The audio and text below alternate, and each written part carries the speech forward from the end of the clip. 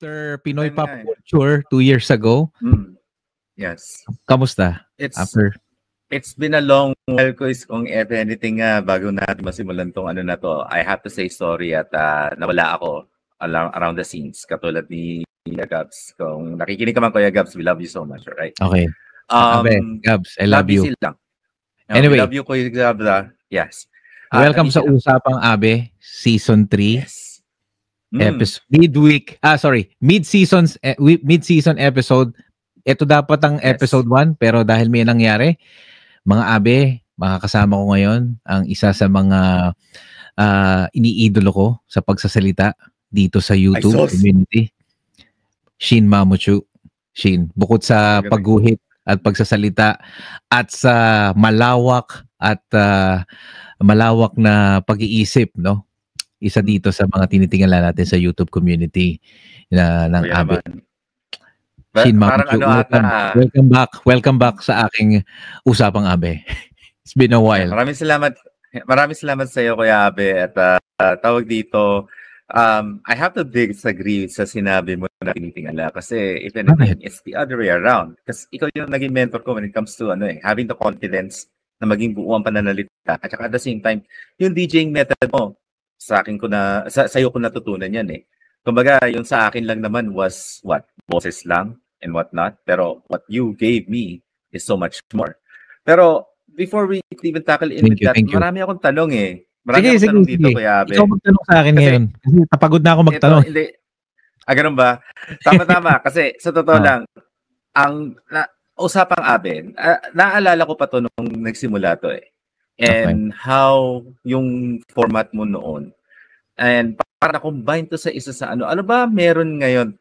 Ito yung parang format mo. Kasi nagtataka nga ako sa ba, magla-live pa tayo? All of a sudden, iba tong format na ginagawa ko eh. Ano ba meron?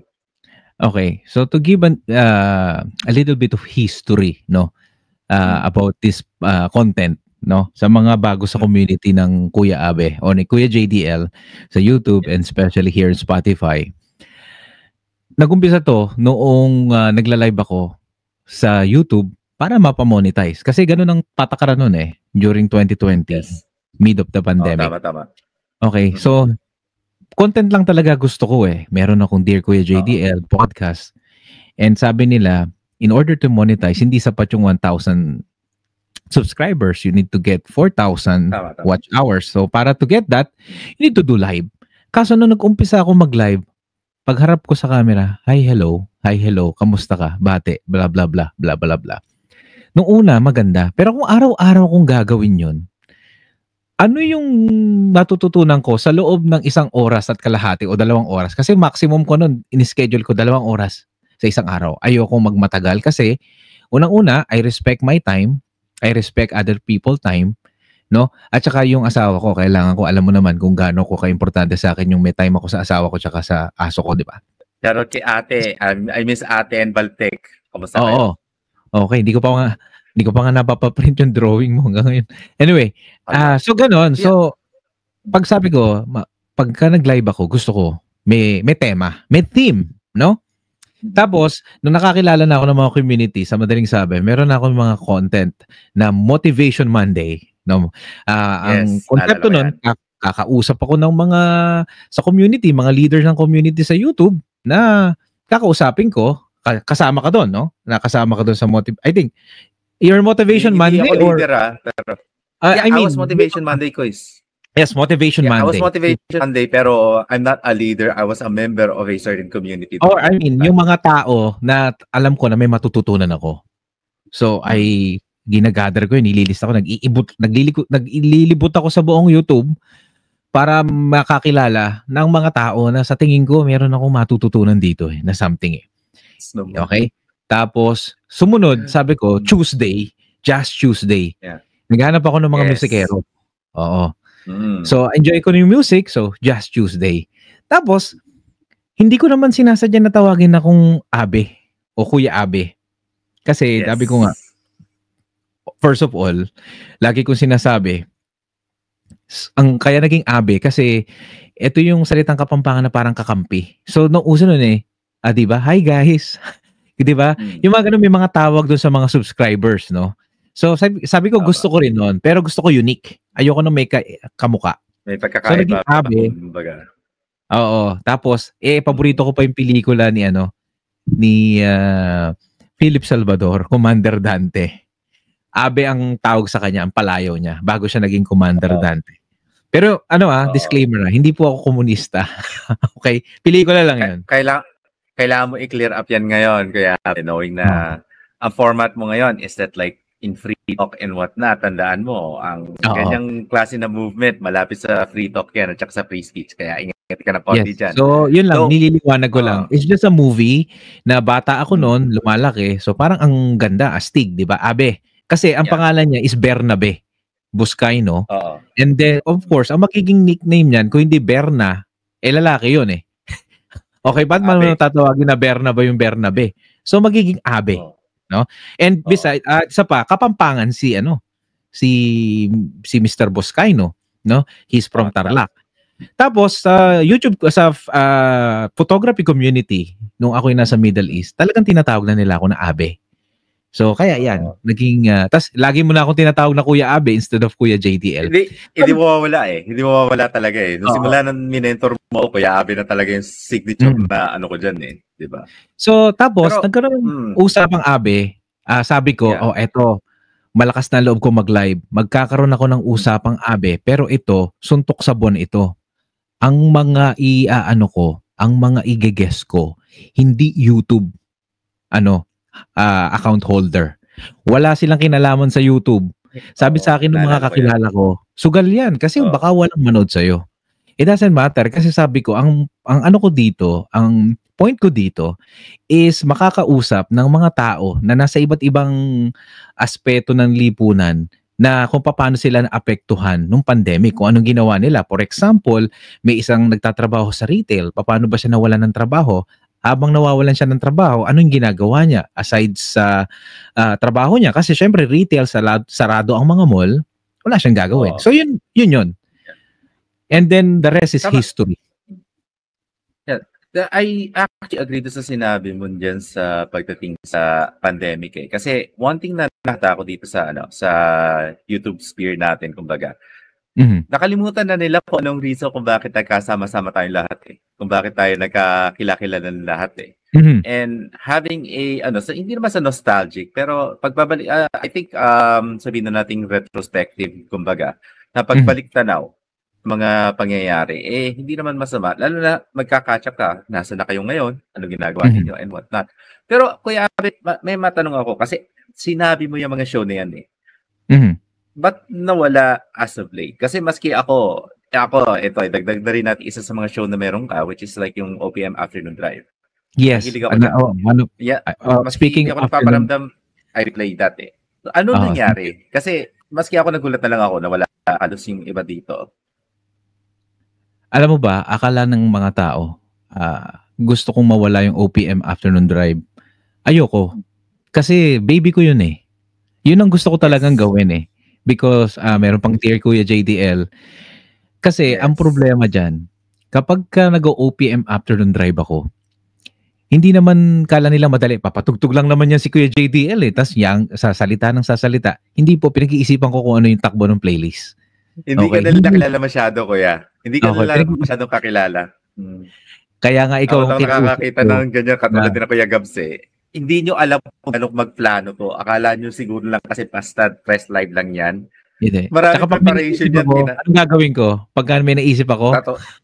Tatawagan mo kami, may message mo kami. May plano ako. Sige, tayo, basa-basa, di ba? It's like, yan yung hindi nakikita ng karamihan eh. And I think this is a perfect opportunity na hindi naman, disclaimer ng Kuya Abe itong live na ginagawa natin dito, hindi naman sa binabalik ko sa iyo ang tanong porket ako ang guest mo. Kasi alam mo naman na gawain nating dalawa yan minsan. Pero it's more of sa akin kasi, ngayon na pag-akat ko dito, ang tagal na natin kasi hindi nakita. So I have more questions that need to be answered. And this is a more up close and personal para sa akin at sa mga ibang nanonood na kung ano yung mga nangyari. So let's continue on. So, bili mo ang OPM Afternoon Drive, ang JDL. We all know that. You plan it a lot and whatnot. Pero there has to be something na nagbigay ng transition sa'yo, Kuya, kung bakit mo inabot tong punto na kung saan parang lay low ka dyan sa mga projects na ideas mo.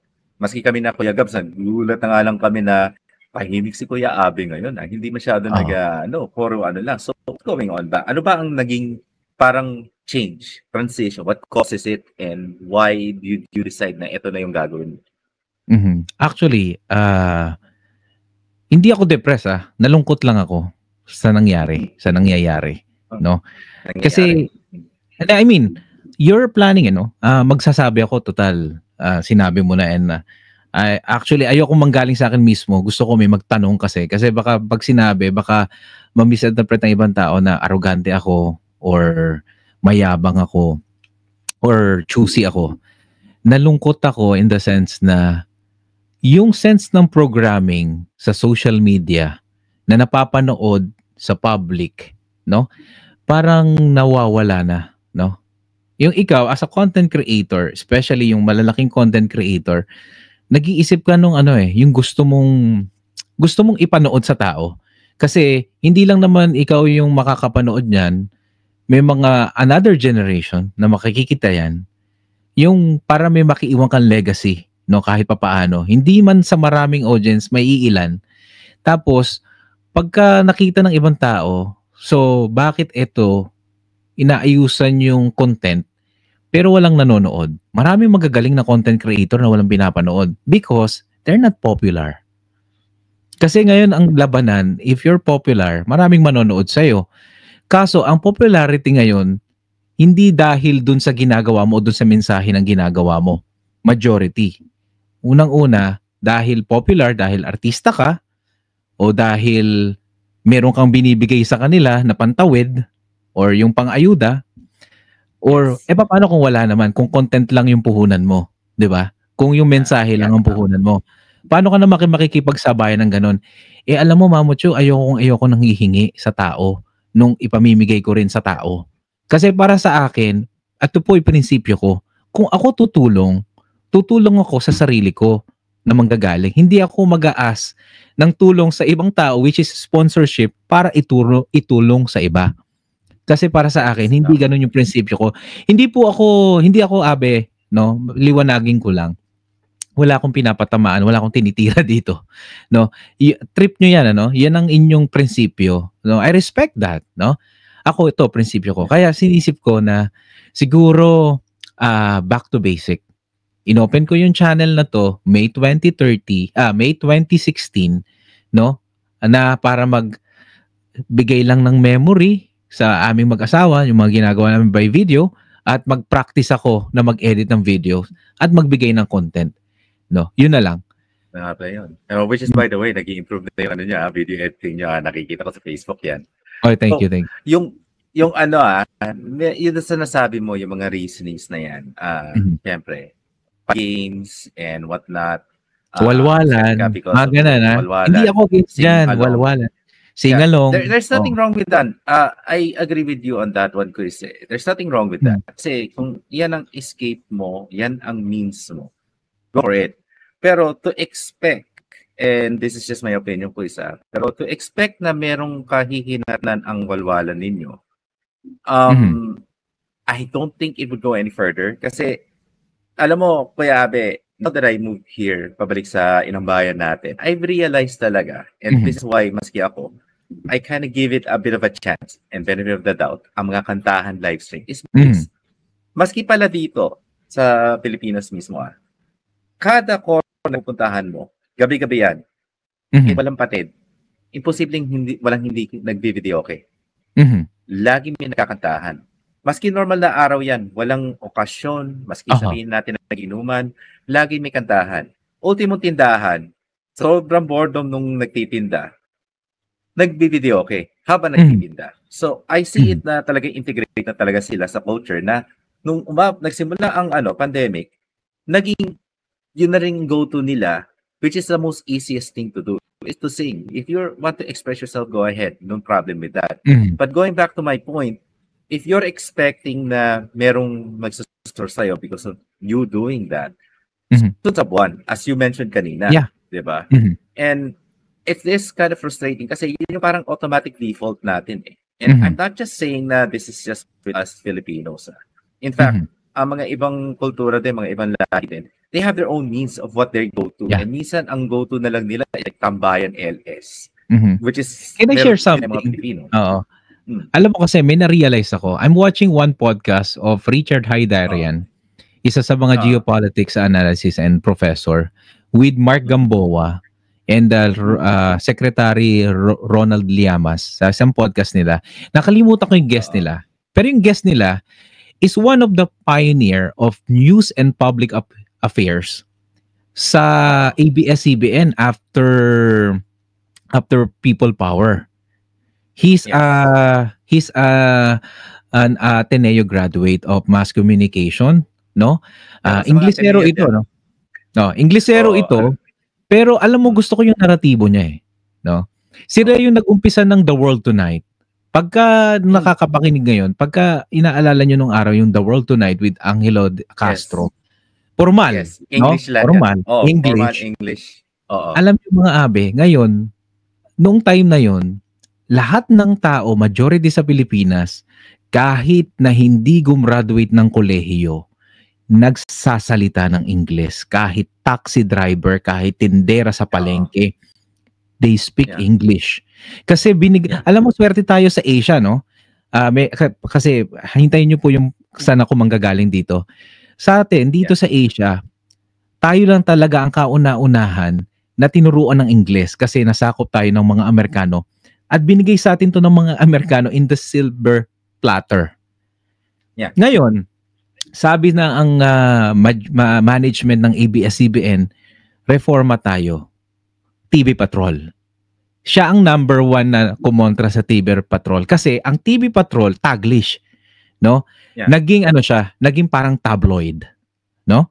Yes. So ayaw niya 'yon kasi parang nade-degrade yung news na parang gano'n na lang.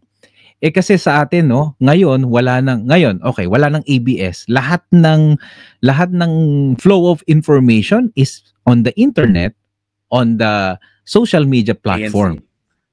Okay. So iilan na lang ang mga formal na nagbibigay ng ng information. Kasi nasanay na tayo from the TV Patrol, tabloid, yun yung binabato mo sa manonood. Nasanay na sila doon. Instant, mabilisan, kung ano na lang, no? So ako, sabi ko, may sense yun, no? Kasi ako, minsan, pagka nakikinig ako ng balita, hindi lang isang pinakikinggan ko, marami akong pinakikinggan. So doon ko tinitimbang yung mga storya. Kaso nga, mas prepare ko pa rin yung formal na pagbibigay ng impormasyon kesa sa informal. Kasi pagka informal, parang binasta na lang, no? You know the word binasta? Ang sama eh. Ako pagka pinagluluto ko yung asawa ko, pag sinabi niya sa akin, binasta yan, masama ang loob ko, sumasama ang loob ko, masakit para sa akin. Kasi parang hindi ka aya-aya, basta na lang. You as an artist, when you give a finished product sa iyong kliyente, pag sinabi ng kliyente, parang binasta mo lang yan eh. Iba. Kasi diba? Meron kang effort na ginawa dyan eh. And the fact na tingin nila binasta mo lang. It's like parang other way around. Kapag ikaw ang consumer, tapos binasta lang, may iba eh. So ang ibig kong sabihin dito, okay, I'm not a mainstream media. I'm not a media practitioner per se, no? Pero ako, meron akong absorbent din ako ng information. Pero lahat ng information na na-absorb ko, I'm willing to give also to other people na hindi nakakaalam. Pero gusto ko sa way na iniisip ko na mas kapaki-pakinabang sa mga manonood kahit hindi ganun magiging kapopular. Kasi in the end of the day, meron din naman makaka-appreciate, no, na makakaintindi. Yun lang. Well, I would have to partially disagree with you on that one. Binasta.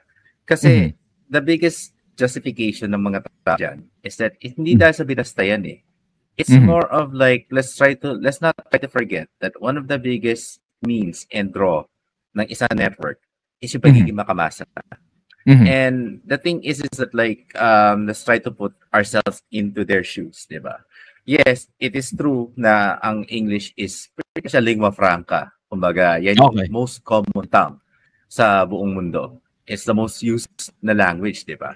Pero ang problema dito kasi, once that you actually add English pagdating sa Filipino culture, it doesn't sound like just a means of communication eh.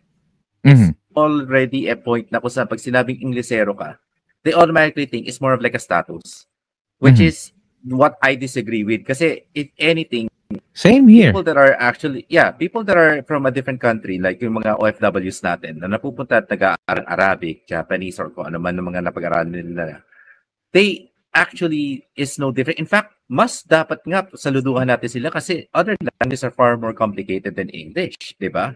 So, yun yung mindset na ko, which is like, ang tingin kasi nila sa English kasi is that status yan. Pangmayaman, upper middle or middle class ka. Pero alam mo, dapat hindi. Yeah. Ngayon, sa panahon ngayon, dapat hindi. Kung tutuusin mo, it's hard to take it out sa kanila kasi. Alam mo, ito, matapang ko sasabihin, wag po, kasi yan po ay biyaya sa atin. No? Yes. Ng kasaysayan. Yan ang isang number one na biyaya na or tinatawag na, di ba, may pros and cons, di ba? Yan ang isa sa mga pros na nasakop tayo ng mga Amerikano kasi binigay nila sa atin yan. Which is, ang Kastila, hindi tayo tunuruan ng Kastila. Yeah. Though, ang con naman pagdating sa, sa mga Amerikano, historically speaking, is that like, syempre, with the opium trade and whatnot, and then the idea na they want to actually have another colonized.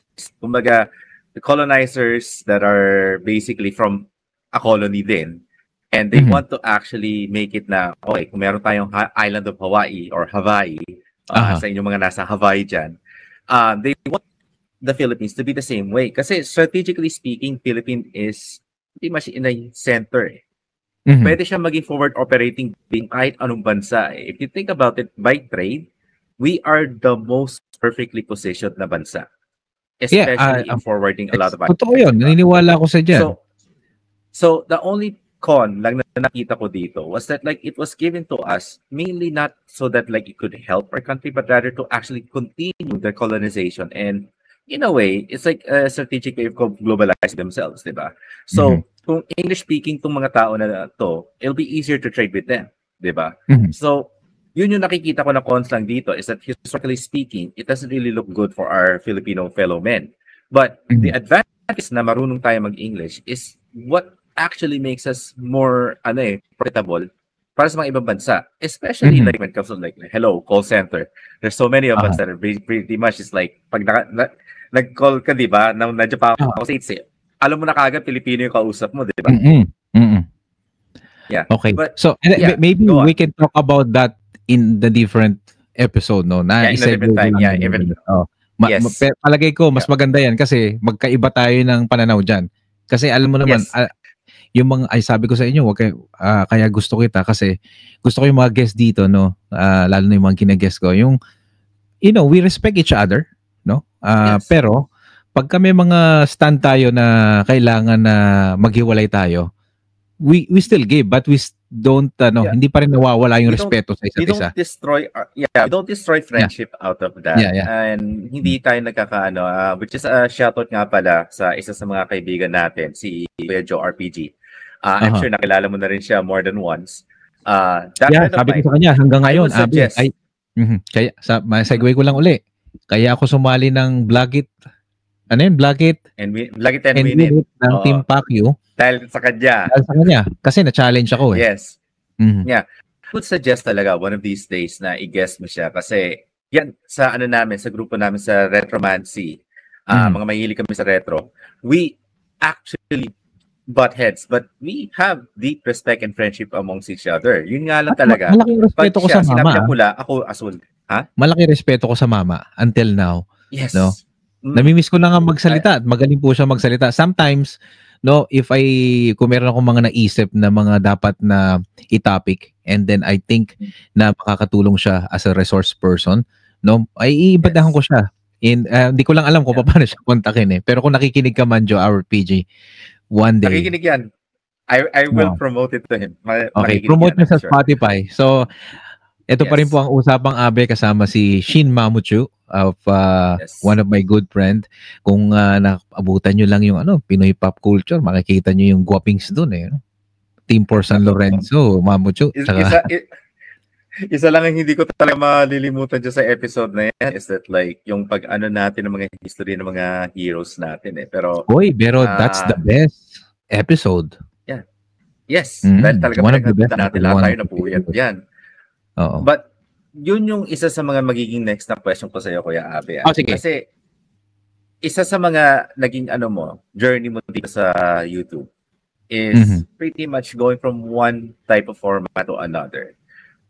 Clearly, pag ginawa mo yan, you learn something out of it. So, I'm sure that like ito sa mga natutunan mo dito, is that basically what led you to actually also make a new format, which is itong Usapang Abe?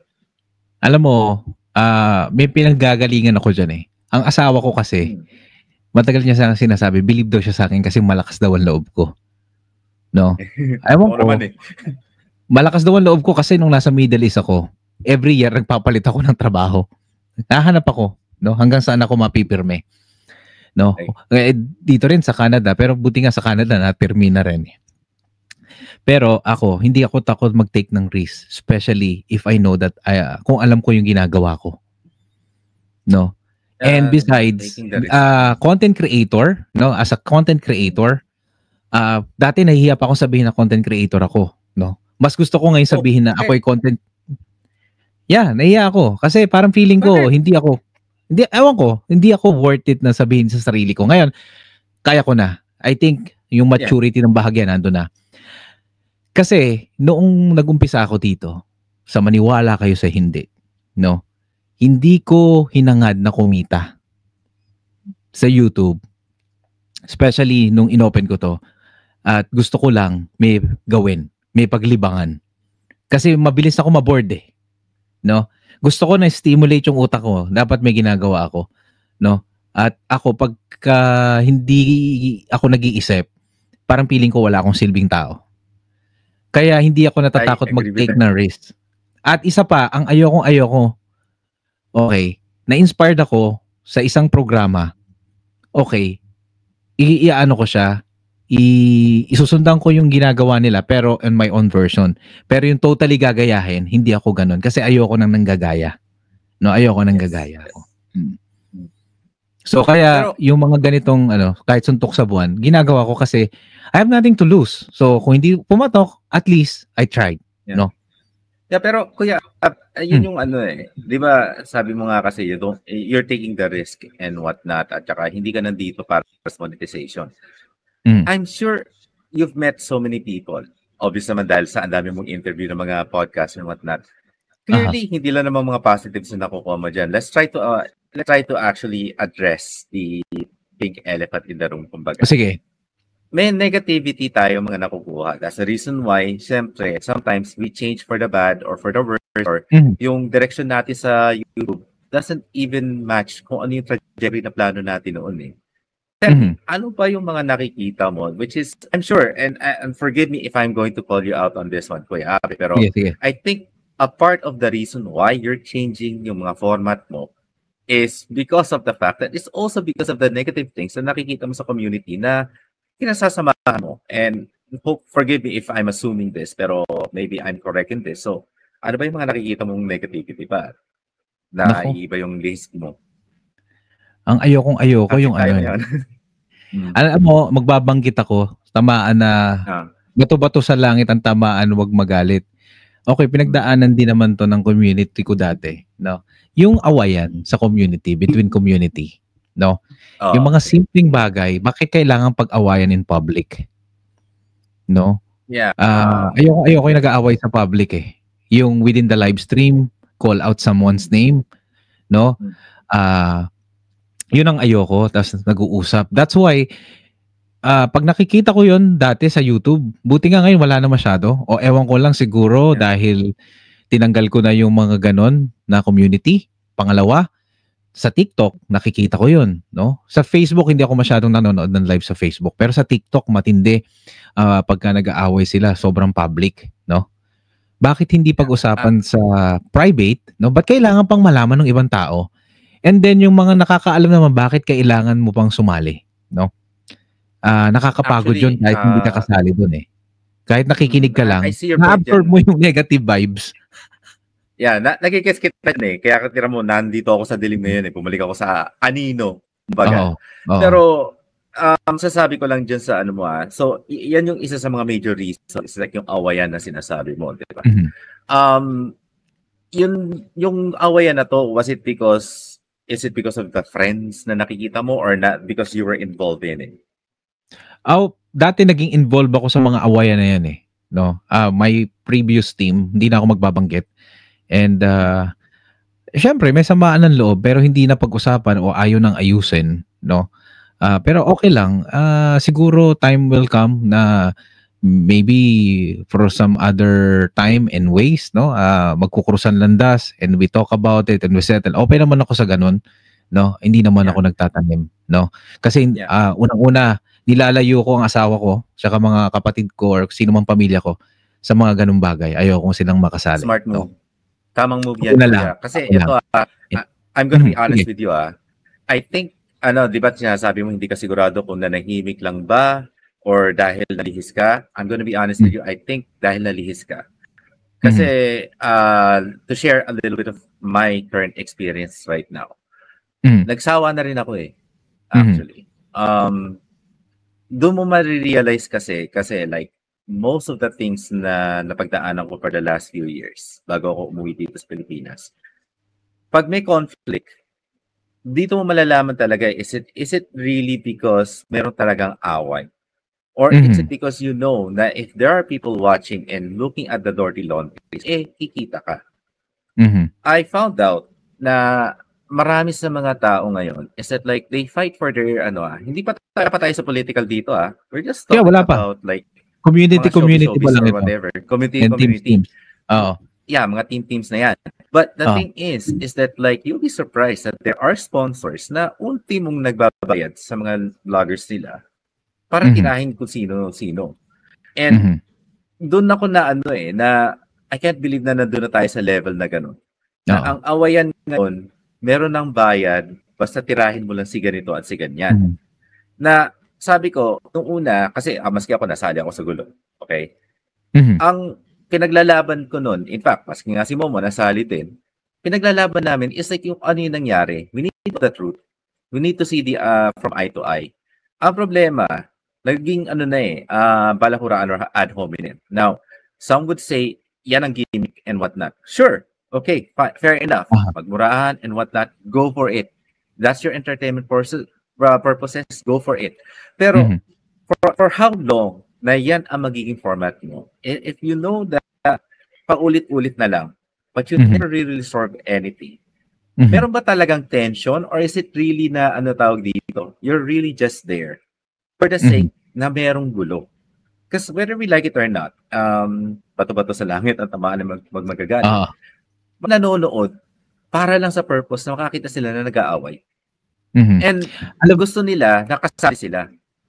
Alam mo, minsan pag nanonood kami ng isang pelikula ng asawa ko, movie, magkakatinginan kami pag may mga ganyang pangyayari or kung meron mang karahasan na ginagawa ang mga sa mga tao sa isa't isa. Mga tipong mga horror movies o mga tipong mga action movies. Magkakatinginan kami ng asawa ko and titingnan namin yung aso ko.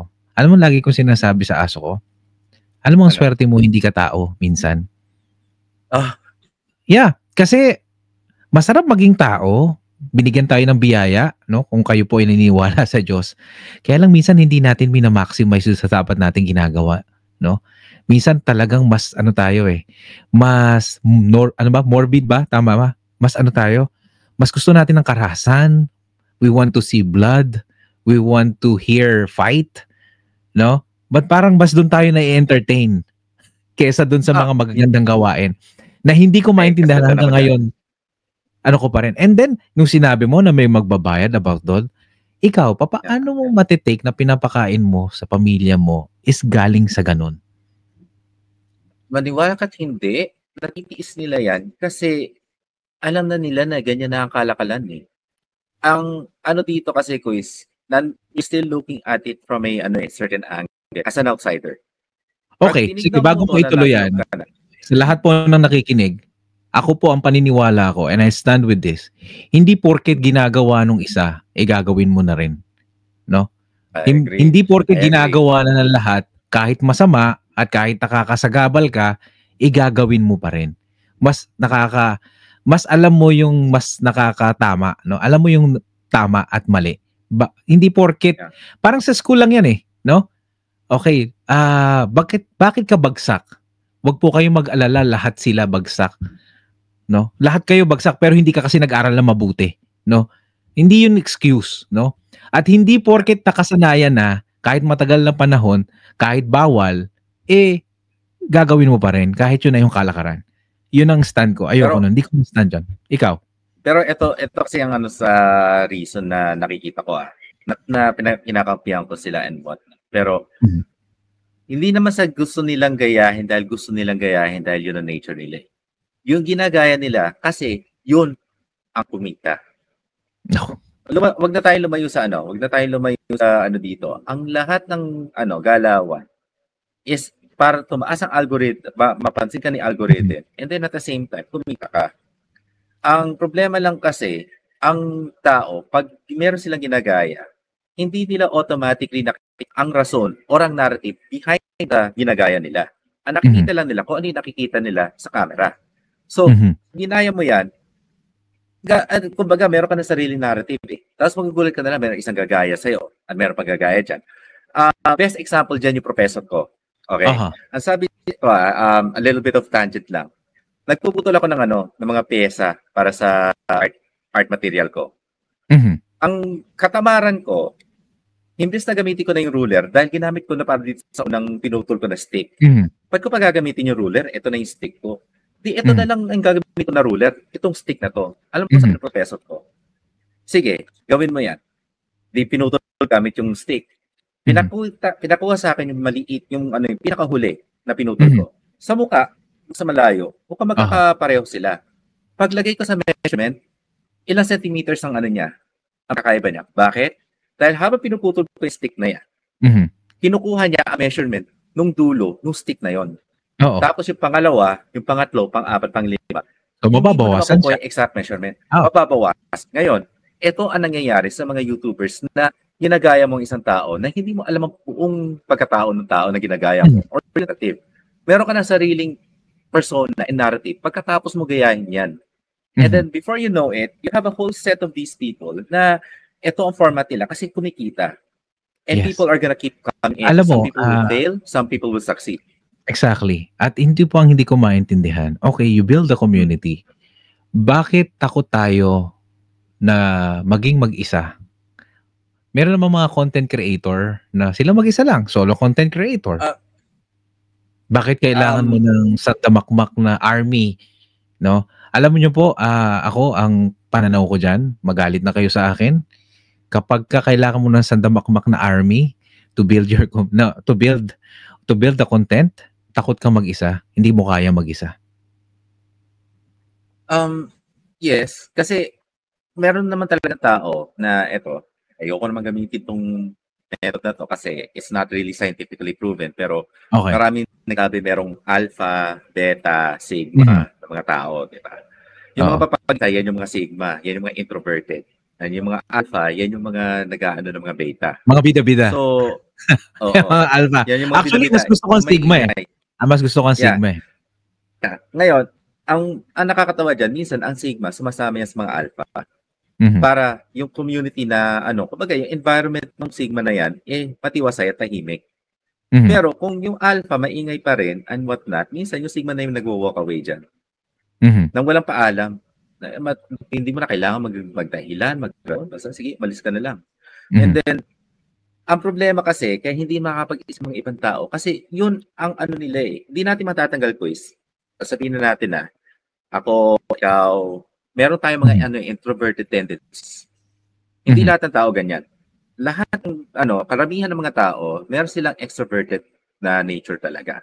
Na maski sabihin na natin na ba't hindi ka nag-iisa ka naman tumitira? Bakit parang hindi ka sanay na wala kang makitang tao? Kasi yun ang nakasanayan nila. They are extroverted by nature. So gusto nila na kahit papaano, ultimong pagpunta nila sa banyo o anumang nagawa nila dyan, may kausap sila sa telepono, may ka-text sila. Yan yung nature nila. Kaya hindi mo matatanggal yan na mahirap tanggalin yan eh. Mhm. So, sige. Ano pang ano mo sa akin? Ano pang kailangan mong itanong sa akin? Ang sarap pala ng ini-interview. Hindi kasi ano yung sabi ko sa'yo, hindi ko makuha yung correct words na nag-uusap tayo eh. Ayoko kasing sa akin manggaling lahat ng ito kasi baka sabihin ng mga ibang tao na pag maging self, ano ba tawag doon? Yung self-proclaimed, kumbaga flexing, kumbaga grandstanding and whatnot. Ako personally, hindi yun na nakikita ko Pero, the thing is that like, sometimes, even the hosts themselves need someone or magkaroon sila ng time na magsalita. And sa akin lang kasi, nung inimbitahan mo kasi dito, Kuya Abe, ang sabi ko nga sa'yo is that like, kung kakamustahin mo ako ngayon, I pretty much will have one simple answer. It's like, I'm pretty much just in the shadows na.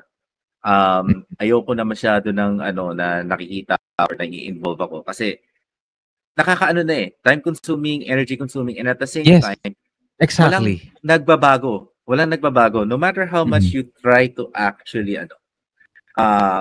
join into the fight and you try to umabot pa sa punto na ang ahikain ko is at magkaroon ng forum tapos saan kung talaga kailangan magkausap.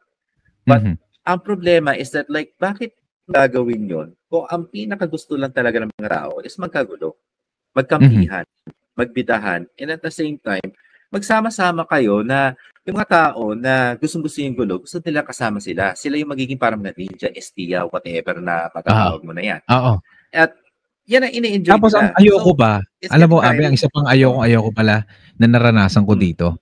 Halimbawa, sa grupo, no? Okay, galit. Meron kayong personal na galit sa isa't isa doon sa isa. Tapos, ikaw, nakita mo lang nakasama nung kasama ko, yung kagalit mo, idadamay mo na ako kahit wala akong ginagawang masama sa'yo. Ay, alam mo, ako, garamdam kita dyan kasi, alam mo ako, di na ako magtataka. Just calling myself out right now dito. Maybe this can be recorded for the sheer purposes of that. Hindi na ako magtataka na one way or another. Pag ako, nagkaroon ako ng isang kaibigan, kalaban ng kung ano man ang mga kaibigan ko, hindi na ako magtataka na magagalit sila sa akin. I already know that na naramdaman ko yan nung nagkaroon ako ng isa pang, sabihin na natin, isa pang kuya. Na pag kinakausap ko, sabi ko, ito yung nami-miss ko na hindi ko na nakukuha kay Kuya Abe kasi busy si Kuya Abe ko sa amang bansayan ng ngayon. Hindi naman. I get it from this person. Oo. Ngayon, this person, wag na muna natin bakit ko sino siya, pero na-introduce siya sa akin ni Momo actually. And una, skeptical ako kasi I've only met this guy once. And sabi ko, I don't, parang alam mo yung naramdaman mo sa akin. Sadali.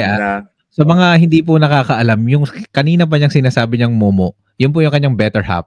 Okay, kaya makasabihin niyo multo sa mga nakikinig at nanonood. Okay. Si Momo Cringe. Kung mapanood mo to, nagising ka na, I love you. Anyways, tong tao na to, I felt like a kindred spirit sa kanya. Kasi he doesn't just, talk about the issue, but he challenges you in a way na may pagka-Machiavellian siya. And yung mga terminologies niya, the ways of his means of deduction, sabi ko nga kay Mrs. tinatanong ko siya, paano ba umabot sa punto na yung mga knowledges mo, yung yung reasoning mo, pag kami nagde-debate kami ni Mrs. Ako ko lagi sabi ko, is it just because of love? No, it's like, dito niya natututunan sa taong to. So, I know like this person is also, magkasundo siya sa mga tao na hindi ko kasundo.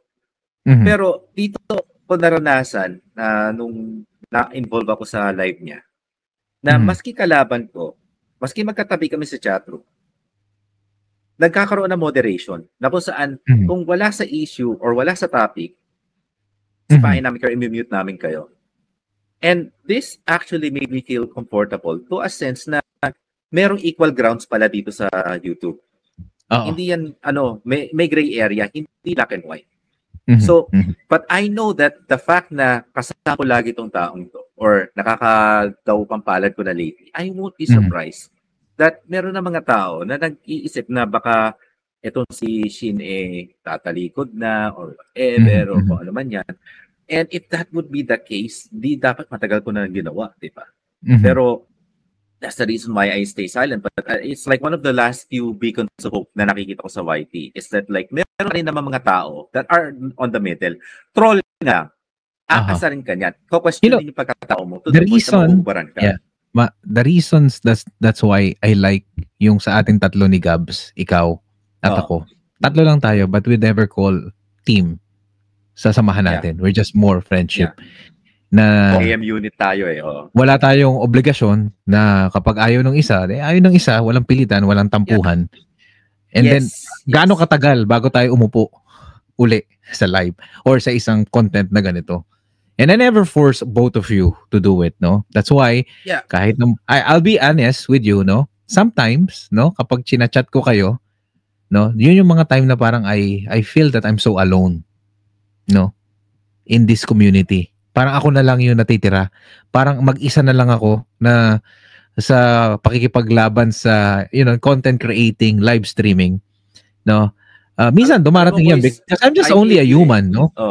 It's natural talaga. Na parang, alam mo, kung sometimes, pagka nakakita ko sa isang grupo, they're so intact, no? Kahit nasabihin mo na paangat yan, o yan pasugudan, or walwalan, or kantahan, or pabingguhan, nothing wrong. Sabi ko sa iyo, ayoko, hindi ko sila, yan ang trip nyo no? Diyan kayo nagiging masaya, okay lang yan. Pero minsan, naisip ko, sometimes, no, buti pa sila, no? Ganon. Ako lang mag-isa. I feel, nararamdaman ko yun. Pero, hindi ako malungkot, no? Pero, ang ginagawa ko na lang, I just try my best to think kung paano ko pa mapapaganda yung channel ko hanggang sa I open some other channels na may niche talaga. Pero yun, dumarating talaga sa punto ko na I don't think na parang go ahead. Ako lang mag-isa, no? Kaya pero hindi ko naman hangga't much as possible natatanong ko yung sa sarili ko na itutuloy ko pa ba to, no? Na yung channel, no? And then vlogs and then live content creating, no? Pero lagi may nagpo-push sa likod ko na sometimes being alone doesn't mean that you're lonely. No, being alone is a blessing. Ngayon natutunan ko 'yon few months ago. Being alone is a blessing na pwede mong gawin yung dapat na nagagawa mo because you have the power to concentrate because you're by yourself. And you're starting to recalibrate. Ito yung word na natutunan ko kay Momo recalibration. And don't ever think boys na hindi tama yung nararamdaman mo na magtampo ka. Feel free magtampo ka sa amin if needed. Pero yung pagiging alone, I'm just taking this knowledge out of from wife. Pero yan yung time na magre-recalibrate ka Kasi the more na you tend to go with your friends or colleagues, co-workers, or whatever you call them, or yung mga kasama mo sa YT, there's a high tendency talaga that you're gonna lose your identity. And I personally have felt that. I have felt that talaga. Naramdaman ko rin yan. Na I even asked her, did I improve for the better? Did I actually, did I work na, kasi I look back on our last, nag-interview, first time na in-interview mo ako. And I don't even recognize the guy that you were talking to. Hindi siya ako And somehow, some way, it's not even hatred what I felt with this guy na ini-interview mo nung time na yon.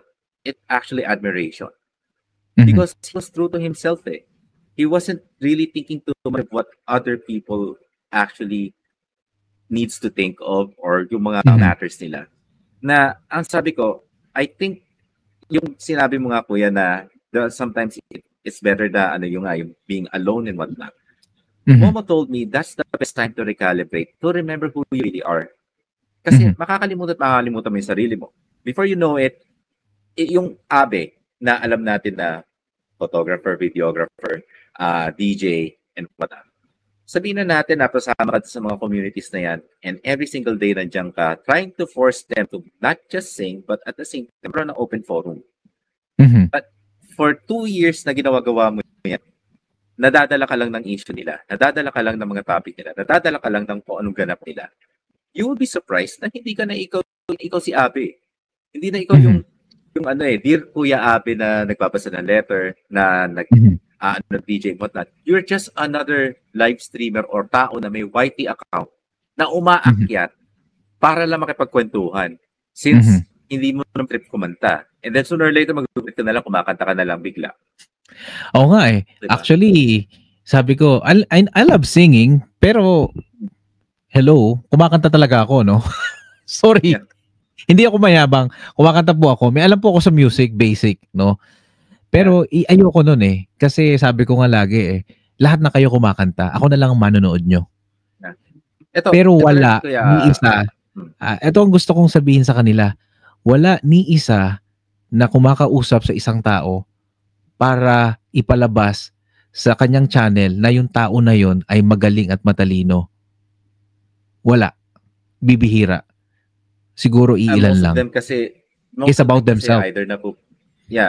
Most of them either napupunta sa political vlogging or di kaya they just shut kasi pinakamadali kasi yun eh. Ayoko nun eh. Pinakamadali eh. Yung kasi magkuha ka lang dyan ng political clips and then magbasa ka lang dyan o sabihin mo yung opinion mo. Yeah. Everything that you can hear right now, even mainstream, is that just their opinion.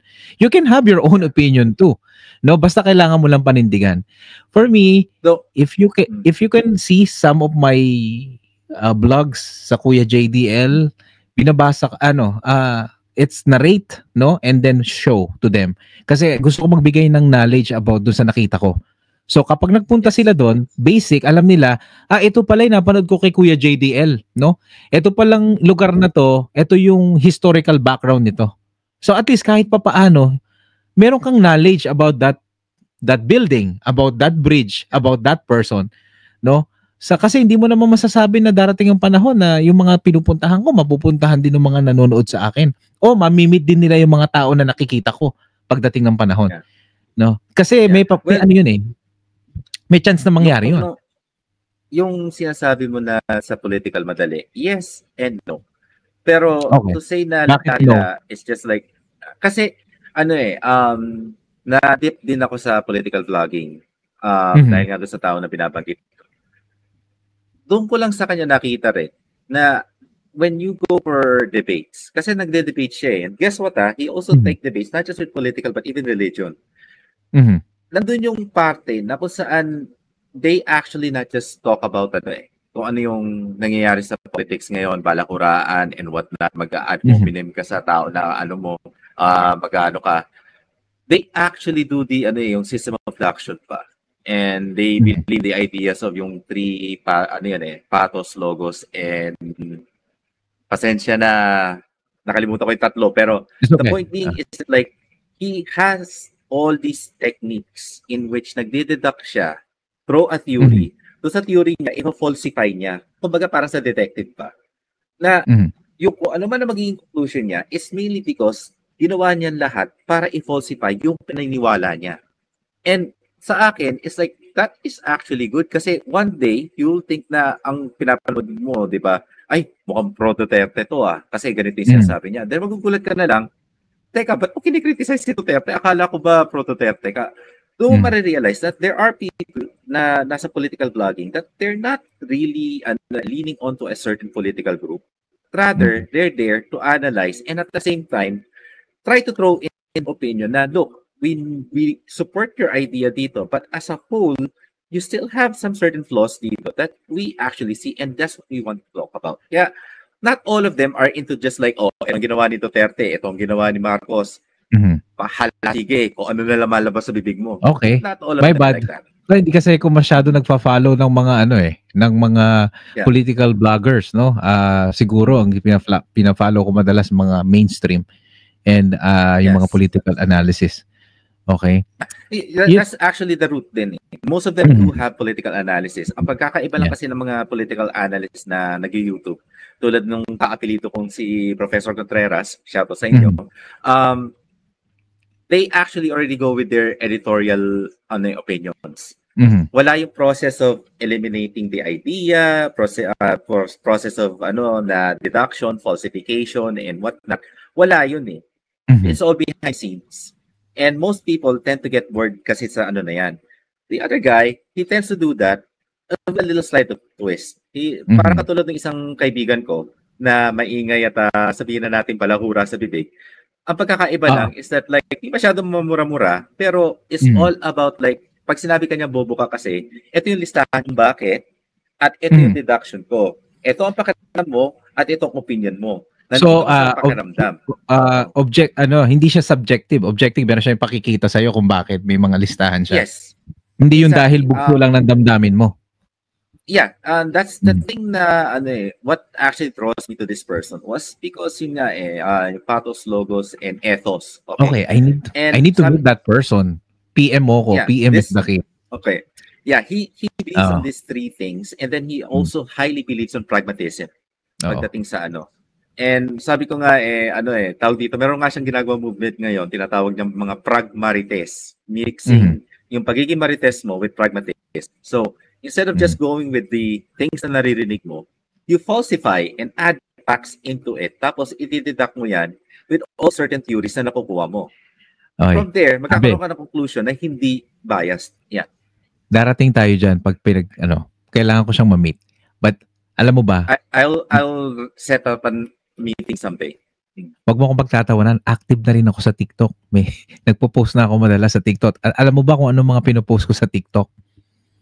Yung mga quotes na mga naisusulat ko. Alam mo, pag umaga kasi, gumagana yung utak ko. Pag may naisip akong isang idea, isusulat ko agad. Tapos, ibibidyo ko yung sarili ko. Halimbawa, relos, no? Nagpalit kasi kami ng oras recently. So, ang katwira namin mag-asawa, sa borloloy ng mga, alam nyo yung borloloy, yung mga nilalagay natin sa katawan sa tao. Sige, kwento. Baka lumang Tagalog yan, kuya. Baka lumang Tagalog yan. Sige. Oo. So, kwintas, singsing, hikaw, relos. Sa lahat na yon, ang may silbi lang ay relos. Dahil relos lang ang nagbibigay ng oras. The rest, palamuti lang sa katawan. No? Tapos, ang relos, walang kinikilala. Kapag malungkot ka, tuloy pa rin ang oras. Pag masaya ka, tuloy pa rin ang oras. Pag naiwan ka ng oras, hindi ka niya babalikan. Ayun, ganun. Yun ang mga pinapasok ko doon. Sa Tapos yung ibang hugot ko sa short, sa YouTube, dinadadownload ko, tapos itatanggalin ko sa YouTube, ibabato ko sa TikTok. Para yun ang laman niya. Kasi noon, hesitant ako kasi ayoko magsayaw. Kaya kong kumanta, makikipagpaligsahan ako sa kanta, magpa-practice lang ako, tsaka kukuha lang ako ng voice coach ko. Kakayanin kong kumanta Uli magte-train ulit ako Pero pag sayawin mo ako, mukha akong tanga para sa'yo, kaya ayoko. Okay? Munti ka na ako mapasayaw ni Misa actually pero ramdam kita dyan. Munti ka na rin ako pero I mean, kaya hindi kita ginajudge kuya. Pagdating sa pagtitik mo, knowing na sabihin natin last year ago was it or 2 years ago na sinabi mong hindi ako mag-aano niya TikTok. Ano ba yung pagkakasabi mo? Alam mo, hindi ko gamitin yung TikTok na yan. Naalala ko nung sinabi mo yan. But now kinain ko. I'm so sorry. Kinain ko yung aking I am not judging you. I'm not judging you, Kuya Abe. Okay? Kasi may nakita ko may nagbukas na silver lining. So, I'll take opportunity. Yes. So, yun ang dahilan kung bakit tayo may usapang Abe. No? Sa lahat po na nakikinig. Yun talaga yun. Yes. Tapos, ito, ang season 3 at sa mga susunod pa, it's not about the life ng tao na makakausap natin dito. Most of the time, life at saka yung issue.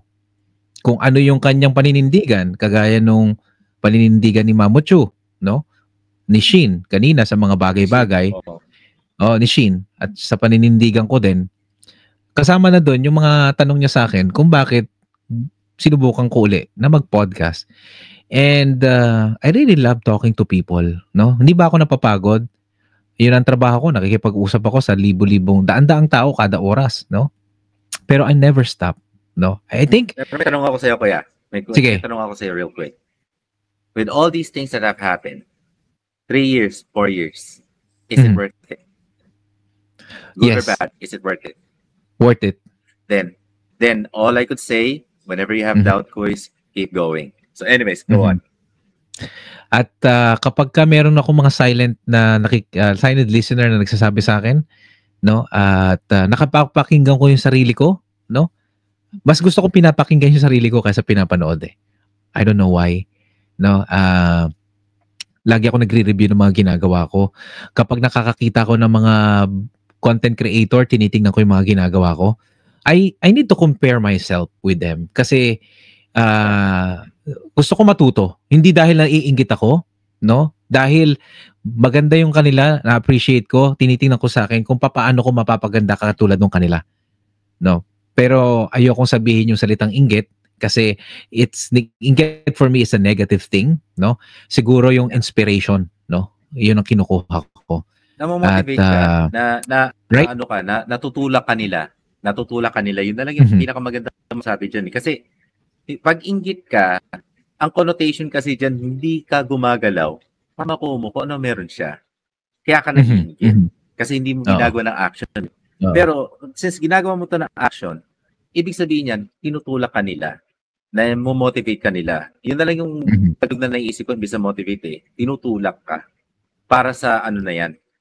Hindi ka naiinggit. Ang inggit kasi, nandiyan ka lang eh. Hanggang tingin ka nga eh, nga ka lang eh. Pero kung may ginagawa kang paraan para makuha mo rin kung ano meron yung tao na iniidolo mo or titingala mo, ay hindi inggit yan. Ililista ko yan pagkatapos nito. Pwede ko bang ilagay sa TikTok yan? Ano ang pinagkaiba ng inggit sa motivasyon? Ay, sa ano ba tawag? Inspirasyon. Sa inspirasyon, oo. Oo. Kasi kanina ano pinagkaiba ng matalino sa marunong? No? Yun ang nilagay ko sa TikTok eh. Okay, ngayon naman ililista ko ano pinagkaiba ng inggit sa inspirasyon. Tama ba? Inggit yes, at tama. Okay. Anyway, Abe, alam mo kulang yung isang oras. Alam mo lagi pag nag-uusap tayo, minsan pag nagkukwentuhan tayo. Alam mo minsan sa Messenger lang eh. Parang feeling ko nag-podcast na tayong dalawa. Ang dami na nating mga pinag-uusapan eh, no? Yun ang nami-miss ko talaga, Kuis. Kasi sandali, magyayabang muna ako sa iyo. Pwede ba magyabang sa iyo ng konti? Sige na nga. Okay. Nagpagupit ako dati last month nagpagupit ako. Yung ate mo ayaw maniwala sa akin eh. Minsan walang bilib sa akin yung ate mo. Sorry Dad B, I love you. Oo. Kasi meron akong yung pinagpapagupitan ko. Ewan ko kung si Ruby, shout out. Yung ano yan eh, usapang Abi din. Yung aking hairstylist. Natatandaan mo yun, kino-content ko yun, di ba? Naglaglagan yung mga buhok. Naglaglagan yung mga buhok ko sa flooring. Sabi ko, Ruby, ang ganda nung mga korte, ang sarap picturean. Picturean ko sana, ang ganda alam mo, sabi niya, ano ka talaga, artist ka talaga, ibang tingin mo sa mga bagay-bagay. Natuwa ako, kasi coming from an artist, tapos sabihan sa akin yon, no? Yes. Na, artist ka, kasi iba ang tingin mo sa kanya, iba ang tingin lang dyan, kalat eh. Ikaw nakita mo pa yung nakita mo pa yung ano tawag yun, yung hugis, yung tinatawag na mga, may tawag doon sa terminology, nasa dulo na naman ng dila ko eh. So, silhouette, shapes, form, shapes. Oo. Yan. So, yun lang. Ibang ko lang sa'yo. Any final words na lang? Yeah. Siguro final word ko na lang is that like, una, syempre, papasalamat ako at nagkaroon tayo ng pagkakataon na magkausap uli ng ganito. Sana maulit-ulito at mainyayahan mo na makasama ka uli dito. Kasi this is a very nice format. Hindi tayo masyadong distracted. No offense sa no offense sa inyong mga mahilig mag-like dyan. Pero yung lack of the interaction with the people sa baba, it actually makes this more of an intimate and more of a na you can express what you need to say without having the fear na may tao dyan sa baba, di ba? Pero any final words sa akin is like, thank you for letting me come in dito. I hope there's more time na masamahan kita dito at pakigulo ako sa inyo. And also, ang masasabi ko na lang is that like, through all the times na pinagdaanan natin, Kuya, ibang-iba na tayo sa yung nag-interview sa akin noon at saka in-interview mo noon.